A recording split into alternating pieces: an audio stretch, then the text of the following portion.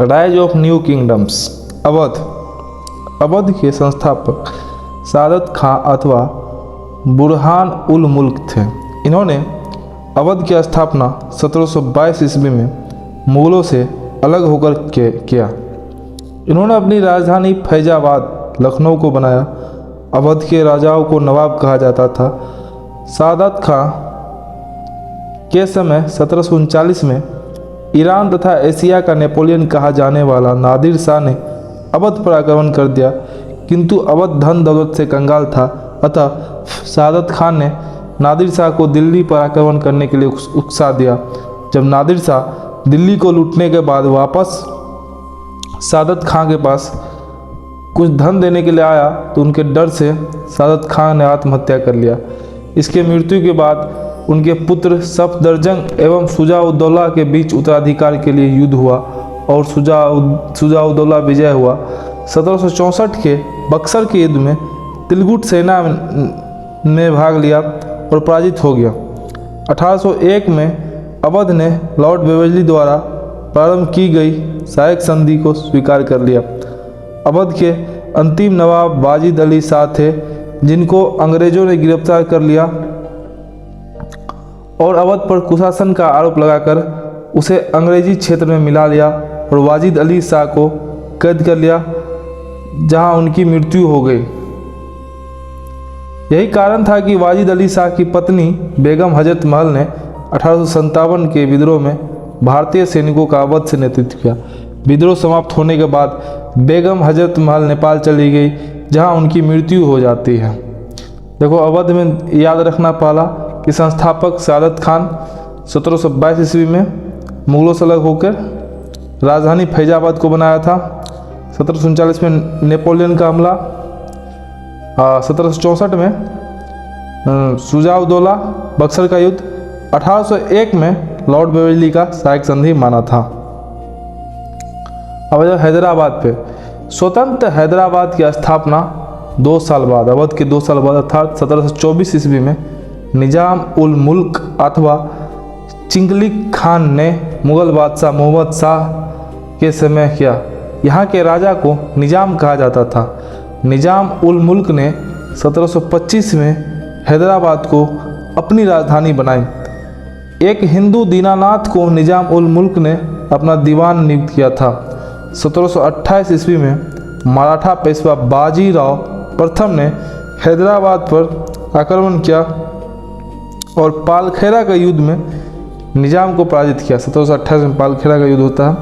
देखो, पेशवा तथा निजाम के बीच मुंशी शिवगांव की संधि हुई। इस संधि के तहत निजाम ने मराठाओं की अधीनता स्वीकार की और चौथ तथा सरदेश मुखी नामक कर देने लगा। जब 1798 ईस्वी में लॉर्ड बेवेजली ने सहायक संधि प्रारंभ की, उसे मानने वाला पहला राज्य हैदराबाद ही था। स्वतंत्रता के बाद हैदराबाद का तेलंगाना वाला क्षेत्र जो है पाकिस्तान में मिलने की इच्छा जताई, किंतु सरदार पटेल ने कान मार के भारत में मिला लिया। कर्नाटक की स्थापना सादुतुल्ला ने किया। कर्नाटक पर अधिकार करने के लिए फ्रांसीसी तथा अंग्रेज आपस में लड़ गए और 3 युद्ध हुए। प्रथम आंग्ल कर्नाटक युद्ध 1746 से 48। इस युद्ध का कारण एस्टिया के एकाधिकार को लेकर इंग्लैंड तथा फ्रांस के बीच हुआ, जिस कारण उनकी कंपनियां भारत में युद्ध कर ली। ऑस्ट्रेलिया का उत्तराधिकार का युद्ध एलासापा की संधि से समाप्त हुआ। इसी संधि के तहत भारत में प्रथम आंग्ल कर्नाटक युद्ध समाप्त हो गया। द्वितीय आंग्ल कर्नाटक युद्ध 1749 से 1754 ईस्वी। इस युद्ध का कारण फ्रांसिस गवर्नर डुप्ले का महत्वाकांक्षी होना था। इसे भारत में अंग्रेजों पर आक्रमण कर दिया। यह युद्ध पांडिचेरी के संधि के तहत समाप्त हुआ। तृतीय आंग्ल कर्नाटक युद्ध 1756 से 1763। इस युद्ध के कारण यूरोप में चल रहे 7 वर्षीय युद्ध को माना जाता है। यह युद्ध इंग्लैंड तथा फ्रांस के बीच मुख्य रूप से हुआ। इसी युद्ध के दौरान 1760 ईस्वी में वांडीबास के युद्ध में अंग्रेजों ने फ्रांसीसियों को बुरी तरह पराजित कर दिया और भारत से फ्रांसीसी सत्ता लगभग समाप्त हो गई। यह युद्ध 1763 में पेरिस की संधि के तहत समाप्त हो गई। इस संधि के तहत चंद्रनगर तथा पांडिचेरी पर फ्रांसीसियों का अधिकार रह गया। शेष क्षेत्र पर अंग्रेजों ने कब्जा कर लिया।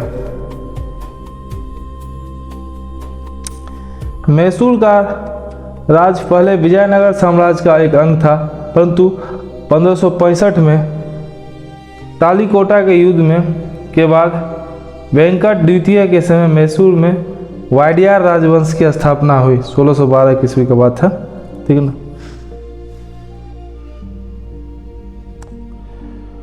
मैसूर राज की स्थापना हैदर अली ने 1755 ईस्वी में किया। हैदर अली एक योग्य शासक था। मैसूर की राजधानी श्रीरंगपट्टनम थी। इसने अपने साम्राज्य का विस्तार प्रारंभ किया और यही अंग्रेजों तथा मैसूर के बीच युद्ध का कारण बना। फ्रांसीसी योग की सहायता से हैदर अली ने डिंडीगुल में 1755 ईस्वी में एक आधुनिक शस्त्रागार की स्थापना की। अंग्रेजों तथा मैसूर के बीच लड़े गए युद्ध प्रथम आंग्ल मैसूर युद्ध 1767 से 1759 तक।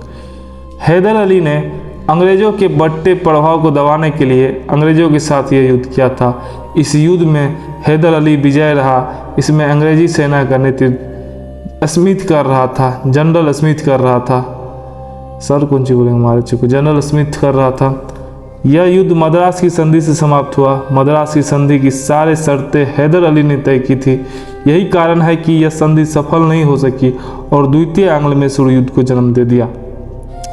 द्वितीय आंग्ल मैसूर युद्ध 1780 से 84 तक चलता है। इस युद्ध का कारण अंग्रेजों द्वारा हैदर अली का क्षेत्र माहे पांडिचेरी पर अधिकार करना था। इस युद्ध में हैदर अली मारा गया और उनका बेटा टीपू सुल्तान युद्ध को आगे बढ़ाया।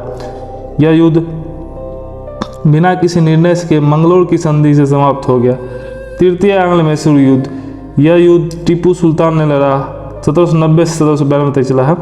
यह युद्ध टीपू सुल्तान ने लड़ा, किंतु इस युद्ध में टीपू सुल्तान पराजित हो गया और यह युद्ध श्रीरंगपट्टनम की संधि से समाप्त हो गया। चतुर्थ आंग्ल मैसूर युद्ध 1799 ईस्वी में, इस युद्ध में टीपू सुल्तान मारा गया और मैसूर के क्षेत्र पर अंग्रेजों का अधिकार हो गया।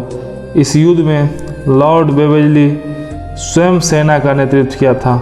इस युद्ध में बेवेजलिया स्वयं सेना का नेतृत्व किया था। चतुर्थ आंग्ल मैसूर युद्ध 1799 में टीपू सुल्तान ने फ्रांसीसियों के सहयोग से एक नव सेना का गठन किया और फ्रांसीसी के जैकोबियन क्लब फ्रांस का गरम दल की सदस्यता ग्रहण की। फ्रांसीसी क्रांति के बाद टीपू सुल्तान ने अपनी राजधानी श्रीरंगपट्टनम में जैकोबिन क्लब बनवाया तथा राजधानी में स्वतंत्रता का वृक्ष लगवाया। टीपू सुल्तान एक धार्मिक उदार शासक था। इसने शंकराचार्य द्वारा बनाए गए सिंगेरी पीठ जो मैसूर में स्थित है का पुनर्निर्माण करवाया। टीपू सुल्तान की अंगूठी पर राम लिखा था। टीपू सुल्तान ने तोपों का आकार शेर की तरह किया था। टीपू सुल्तान का कहना था 100 दिन के गीदड़ के जीवन से अच्छा है कि एक दिन के शेर का जीवन। पंजाब राज की स्थापना सुकरचकिया मिसल के राजा रंजीत सिंह ने किया। इसके समय 1798 में तक अफगानिस्तान के शासक जमान शाह ने हमला किया। इस हमले के दौरान जमान शाह के कुछ तोप चिनाब नदी में गिर गए थे, जिसे राजा रंजीत सिंह ने वापस जमान शाह को दे दिया। राजा रंजीत सिंह ने इस उदारता से जमान शाह प्रसन्न हुआ और लाहौर को उपहार में दे दिया। 1809 में रंजीत सिंह तथा मेटकप के बीच अमृतसर की संधि हुई। 1809 में एक संधि होता है, अमृतसर की संधि।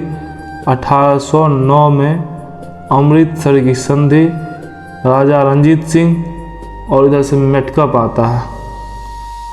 इस संधि के तहत सतलज नदी को अंग्रेजी तथा पंजाब राज्य के बीच सीमा मान लिया गया। इस संधि का उद्देश्य रंजीत सिंह के साम्राज्य विस्तार पर रोक लगाना था। राजा रंजीत सिंह ने लाहौर को अपनी राजधानी बनाया। राजा रंजीत सिंह ने स्वर्ण मंदिर पर सोने की चादर चढ़ाई। 1839 में राजा रंजीत सिंह की मृत्यु हो जाती है, मृत्यु हो गई। अगला शासक खड़क सिंह बना तथा इन्होंने अपना वजीर मादरचोद ध्यानचंद्र को बनाया। ध्यानचंद्र एक भोसरी वाला व्यक्ति था। अगले ही वर्ष 1840 में खड़क सिंह की हत्या कर दी। अगला शासक नौनिहाल बना, इसे भी अपना वजीर ध्यानचंद्र भोसरचोद को ही बनाया। ध्यानचंद मादरचोद ने इसकी भी हत्या कर दी 1843 ईस्वी में। इसके बाद अगला शासक शेर सिंह बना, किंतु शेर सिंह की 1844 ईस्वी में मृत्यु हो गई और इनका अल्पायु पुत्र दिलीप सिंह अगला शासक बना। 1847 में राजमाता जिंदन के संरक्षण में महाराजा रंजीत सिंह के अल्पवयस्क पुत्र दिलीप सिंह का राज्यारोहण किया गया। अंग्रेजों ने पंजाब पर अधिकार के लिए दो युद्ध लड़े। प्रथम आंग्ल पंजाब युद्ध 1845 से 46 ईस्वी तक। प्रथम आंग्ल सिख युद्ध मुख्यतः महारानी जिंदल की राजनीतिक महत्वाकांक्षा का परिणाम था। यह युद्ध भारत का गवर्नर जनरल हार्डिंग के समय लड़ा गया था। 1845-46 में लड़ा गया था यह युद्ध। इस युद्ध के समय जनरल हार्डिंग के समय लड़ा गया था तथा इस समय भारत के प्रधान सेनापति जनरल गफ थे। जनरल गफ, देखो गफ, प्रथम आंग्ल पंजाब युद्ध में गफ थे। हाँ, जिंदल के साथ गफ हुआ था, जनरल गफ थे और लॉर्ड हार्डिंग के समय लड़ा गया था। अब देखो इस युद्ध में अंग्रेज विजय हुए। यह युद्ध भोरेवाल की संधि के तहत समाप्त हुआ। द्वितीय आंग्ल पंजाब युद्ध, इस युद्ध का कारण डलहौजी की राज हड़प नीति थी। डलहौजी ने पंजाब पर अधिकार के लिए चार्ल्स नेपियर नामक एक कुशल सेनापति भेजा था। देखो प्रथम में कौन है? प्रथम में हार्डिंग हिजरा है। द्वितीय में कौन है? प्रथम में हार्डिंग हिजरा, प्रथम आंग्ल पंजाब युद्ध में हार्डिंग हिजरा है और द्वितीय में, एक मिनट यार कहाँ गायब हो गया?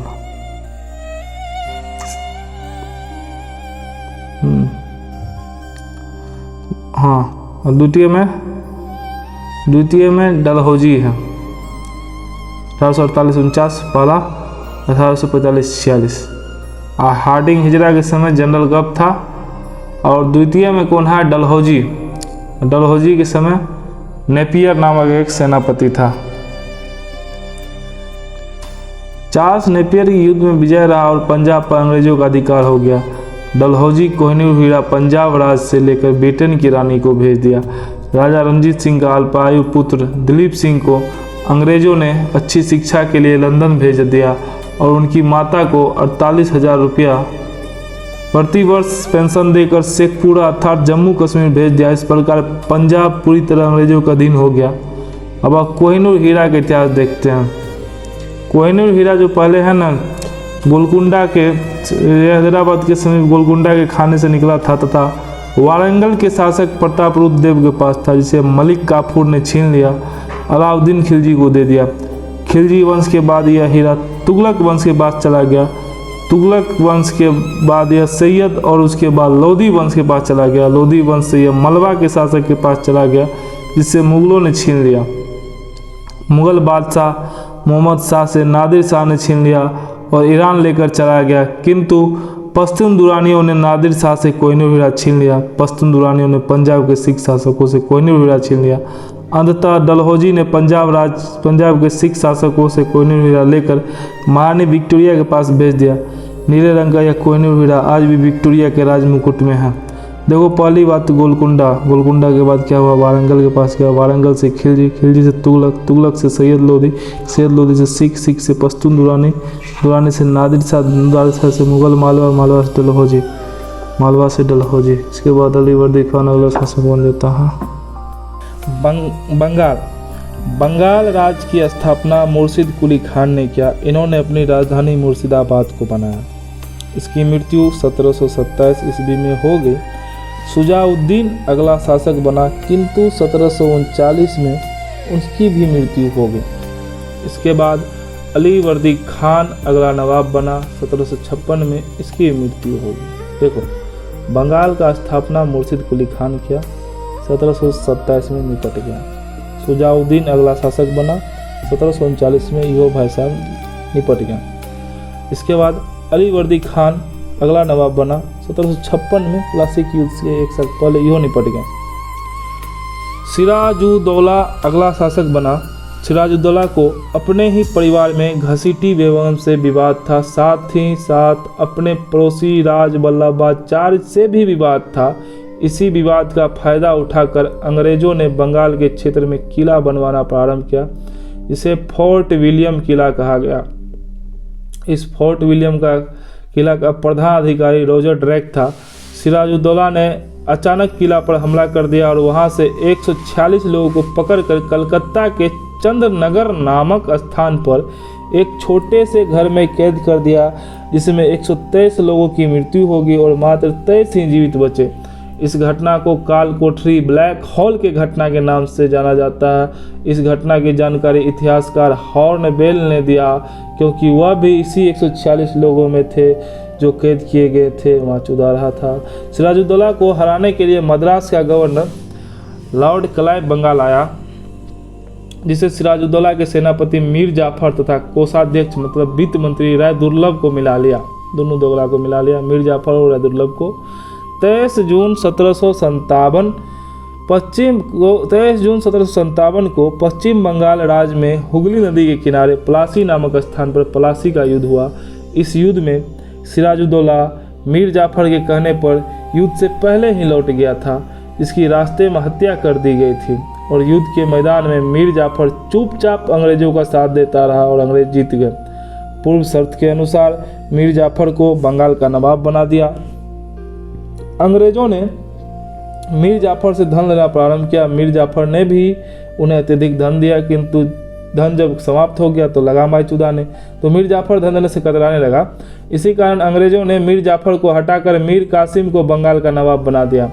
इसे बंगाल का प्रथम शांतिपूर्ण क्रांति कहते हैं। जब मीर जाफर को हटा के मीर कासिम को बना दिया गया तो इसे बंगाल का प्रथम शांतिपूर्ण क्रांति कहते हैं। दस्तक प्रणाली। दस्तक एक प्रकार का शाही फरमान था, जिससे राजा मतलब था जिस अंग्रेजों के पास दस्तक होता था उसे बंगाल के क्षेत्र में कर में छूट दिया जाता था। अंग्रेजों ने इस दस्तक प्रणाली का दुरुपयोग प्रारंभ करने लगा, जिस कारण मीर कासिम ने दस्तक प्रणाली को ही समाप्त कर दिया। इसी कारण अंग्रेज मीर कासिम का विरोध करना प्रारंभ कर दिया। मीर कासिम ने अपनी राजधानी मुर्शिदाबाद से बिहार के मुंगेर लाया और मुंगेर में गोला बारूद का कारखाना खोला। अंग्रेजों को मीर कासिम की यह नीति पसंद नहीं आई और अंग्रेजों ने मीर कासिम को हटाकर मीर जाफर को पुनः बंगाल का नवाब बना दिया। बक्सर का युद्ध। मीर कासिम ने अवध के नवाब शुजाउद्दौला तथा दिल्ली के मुगल बादशाह शाह आलम द्वितीय के साथ मिलकर एक त्रिकूट सेना का गठन किया। इस सेना का नेतृत्व शाह आलम द्वितीय कर रहा था, जिसका सामना बिहार के बक्सर में अंग्रेजों के साथ 21 अक्टूबर 1764 ईस्वी को हुआ। इसे ही बक्सर का युद्ध कहते हैं। इस युद्ध में अंग्रेजी सेना का नेतृत्व एक कुशल सेनापति हेक्टर मुनरो मादरचोद कर रहा था। इस युद्ध में त्रिकूट सेना पराजित हुई और अंग्रेज विजय हो गया। 1765 में अंग्रेजों ने शाह आलम द्वितीय के साथ इलाहाबाद की संधि किया। इस संधि के तहत शाह आलम द्वितीय ने बिहार, बंगाल तथा उड़ीसा की दीवानी राजस्व अंग्रेजों को सौंप दी, जिसका दीवान मोहम्मद रजा खान को नियुक्त किया गया था।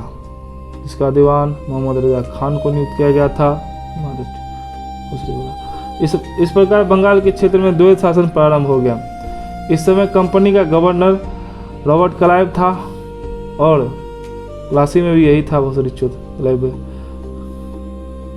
क्लाइव को भारत में द्वैत शासन का जनक कहते हैं। बंगाल का अंतिम नवाब मुबारक शाह था।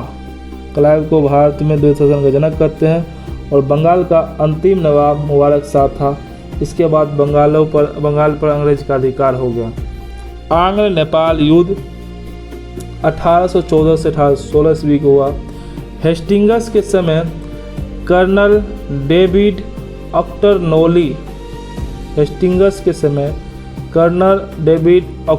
ऑक्टरनोली ने गोरखाओं को 1816 ईस्वी में पराजित किया, जिस कारण 1816 ईस्वी में अंग्रेज तथा नेपाल के बीच सुगौली की संधि हुई। इस युद्ध में नेपाल के अमर सिंह थापा को आत्मसमर्पण करना पड़ा। अमर सिंह थापा गए। आंग्ल बर्मा युद्ध। अंग्रेजों को बर्मा पर नियंत्रण करने हेतु 3 युद्ध करने पड़े। प्रथम आंग्ल बर्मा युद्ध 1824 से 26 में हुआ है। 1824 में अंग्रेज सेनापति आर्चिबाल्ड कैंपबेल ने रंगून पर अधिकार कर लिया। देखो 1824 में अंग्रेज का सेनापति कैंपबेल था, रंगून पर अधिकार कर लिया। इस युद्ध का अंत 1826 में यांडबू की संधि के तहत हुआ। इस युद्ध के समय अंग्रेज गवर्नर जनरल एम हर्स्ट थे। यह ब्रिटिश भारतीय इतिहास का सबसे महंगा युद्ध था। और इसका सेनापति कौन था? कैंपबेल। आंग्ल बर्मा युद्ध, ठीक ना, 1824 में हुआ था। इस युद्ध का अंत 1826 में यांडबू की संधि के तहत हुआ। इस युद्ध के समय अंग्रेज गवर्नर एम हर्स्ट था। यह ब्रिटिश भारतीय इतिहास का सबसे महंगा युद्ध था, प्रथम आंग्ल बर्मा युद्ध। द्वितीय आंग्ल बर्मा युद्ध होता है 1852। 1852 कैसे? 26 में खत्म हुआ, 26 दूनी 52। तो प्रथम 1824 से 26, द्वितीय 1852। यह युद्ध डलहौजी के शासनकाल में लड़ी गई। 1852 यह युद्ध डलहौजी के शासनकाल में लड़ी गई। इस युद्ध के तहत 1852 में लोअर बर्मा और पीगू को अंग्रेजी राज में लिया गया। लोअर बर्मा और पीगू को अंग्रेजी राज में मिला लिया गया। अच्छा, द्वितीय आंग्ल बर्मा युद्ध, यह युद्ध डलहौजिया के शासनकाल में लड़ी गई 1852 में। इस युद्ध के तहत 1852 में लोअर बर्मा और पीगू को अंग्रेजी राज में मिला लिया गया। तृतीय आंग्ल बर्मा युद्ध 1885 से 1888। उधर कांग्रेस का स्थापना हो रहा है, तृतीय आंग्ल बर्मा युद्ध हो रहा है। गजब बात है। तृतीय आंग्ल बर्मा युद्ध 1885 से 88 ईस्वी तक चला। यह युद्ध डफरीन के शासनकाल में लड़ी गई।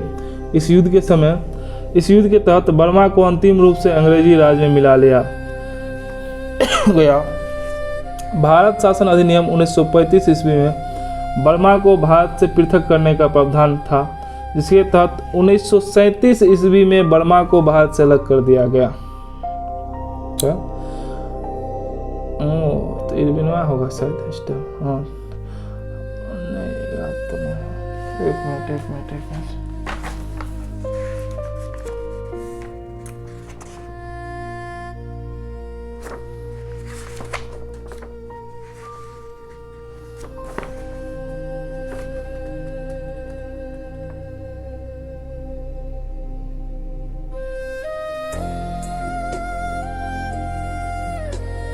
अठारह सौ 37 में तो कौन है? लिंथगो है जो बर्मा अलग हुआ, लिंथगो है। आंग सन की सहयोगी यूनू के नेतृत्व में चले आंदोलन के कारण 4 जनवरी 1948 को बर्मा को ब्रिटिश राज से आज़ादी मिली। देखो, तृतीय आंग्ल बर्मा युद्ध, यह युद्ध डफरिनवा के शासनकाल में लड़ी गई 1885 से 88 तक। इस युद्ध के तहत बर्मा को अंतिम रूप से अंग्रेजी राज में मिला लिया।